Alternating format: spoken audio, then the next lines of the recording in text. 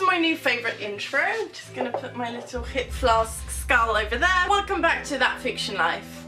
As you can see, it is Halloween. Since we're talking about A Discovery of Witches, which does of course have vampires in, I thought what better way to talk about my favourite episode than to look like a vampire. This is by far my favourite episode we have had so far, and I felt that the show was losing its momentum a little bit. This episode totally renowned my faith in the TV show.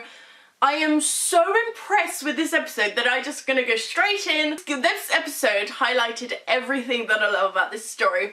Tabitha's existence, Matthew being sultry, Marcus and Miriam were back, just hold the feels. So the beginning of the episode was exactly where we left off last episode. I adored the fact that they kept the house all magical and that the aunts left in order for the house to get to know Matthew, and I was thinking, oh my god, this is book feels. Yes. So Diana's aunts are amazing. I love the fact that we got to know them throughout all these episodes in mini scenes. In the books we just mainly had phone calls with them, which meant I didn't really have any sort of emotional attachment to them. In this episode I was all over the place with the emotions. I didn't know what to do with myself, which is me most of the time, but everything was heightened, you know, like the senses as a vampire. The whole alteration with Diana accusing them for lying to her about her powers was so powerful. And then we have Matthew looking slyly from afar, watching this whole argument go down, and he didn't step in until it was absolutely necessary when they tried to follow her. Matthew was very adamant to let them go because Diana needed her space, and I love how respectful he was of her. This is her personal situation with her family. He just sat back and let it play out until the last moment where he thought, no, now Diana needs her space, and I love that about their relationship.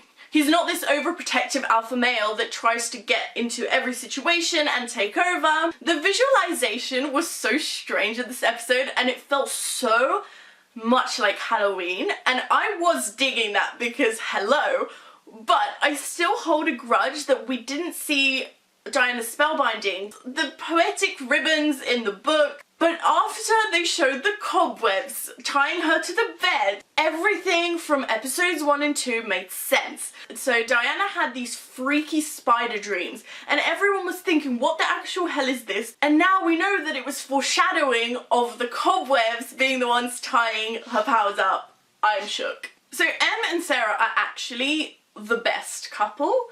The scene where they comfort each other, you couldn't help but actually die inside in that scene, and not gonna lie, I had a little tear fall down right my face and all the way down my dead heart. The time walking element.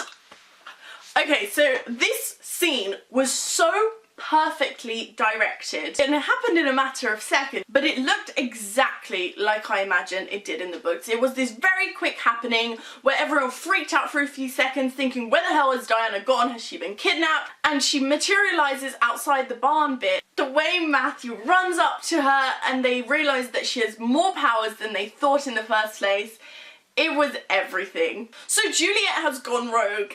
The church scene when she just up and leaves against Gebert's wishes, she has been sort of side to him throughout the whole season so far, and just to see her get up and we know what the hell she's gonna be doing next. I'm so down. Also, Baldwin. I love Baldwin so much that I can't even put into words. The portrayal of him as well is so terrific because he has this sort of entrancing look about him. The way he's just sitting in the church and he's thinking, what the F is happening? So the scene in the woods, oh my god. That was just everything. We got this sense of vampiric danger from Matthew, which is my favourite Matthew, let's be real. So I love the fact that there was this little bit of danger, and even though the transition from the woods to the bedroom was a bit all over the place because it happened very quickly, I blinked and suddenly they're stripping.